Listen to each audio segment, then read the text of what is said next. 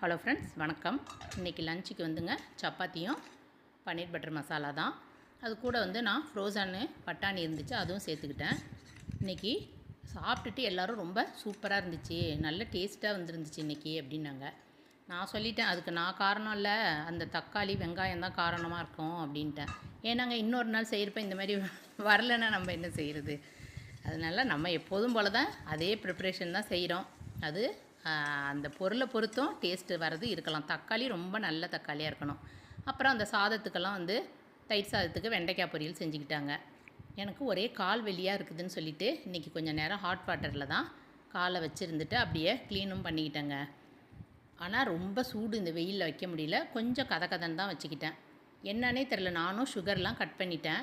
ஒரு நார்மலாகவே சாப்பிட மாட்டேன், கொஞ்சமாக அரை சக்கரை போட்டு குடிப்பேன். இப்போ அதையும் விட்டுட்டேன். இந்த நரம்பு மட்டும் அப்படியே வலிச்சிக்கிட்டே இருக்குது பாதத்தில், ரொம்ப நிற்க முடியல, நடக்க முடியல.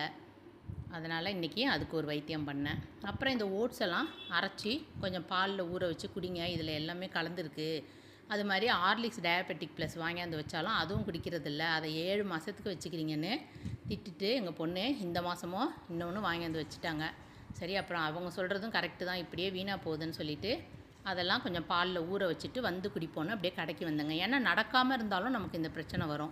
ஏன்னா இப்போ வெயில் காலம் ஆரம்பித்ததுலேருந்து நான் நடக்கிறதே இல்லை.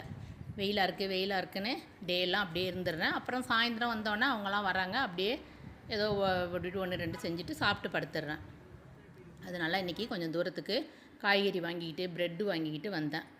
இந்த ப்ரெட்டு வந்து பிக் பாஸ்கெட்டில் போட்டால் ஒரே ஒரு நாள் தான் இருக்கிற மாதிரி ரொம்ப டியூ டேட்டோடு எடுத்துகிட்டு வராங்க. அப்புறம் அதெல்லாம் முடிச்சுட்டு சாப்பிட்டுட்டாங்க வந்து வீட்டுக்கு வந்து. இது வந்து சாதம் வந்து நைட் ரைஸில் வந்து கொஞ்சம் புளி கரைச்சி ஊற்றி மஞ்சத்தூள்லாம் போட்டு அமுக்கி வச்சுருந்தேன். அதை தான் வந்து வேர்க்கடலை இந்த கேப்சிங்கெல்லாம் போட்டு தாளித்து எடுத்துக்கிட்டேன். எனக்கு இந்த ரைஸ் ரொம்ப பிடிக்குங்க சாப்பிட. அதனால் அதெல்லாம் சாப்பிட்டுட்டு அதுக்கப்புறம் இந்த ராகுகால பூஜையும் ரெடி பண்ணி சாமியும் கும்பிட்டுட்டேங்க.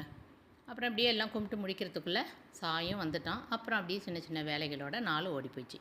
Okay friends, thank you, tata, bye bye.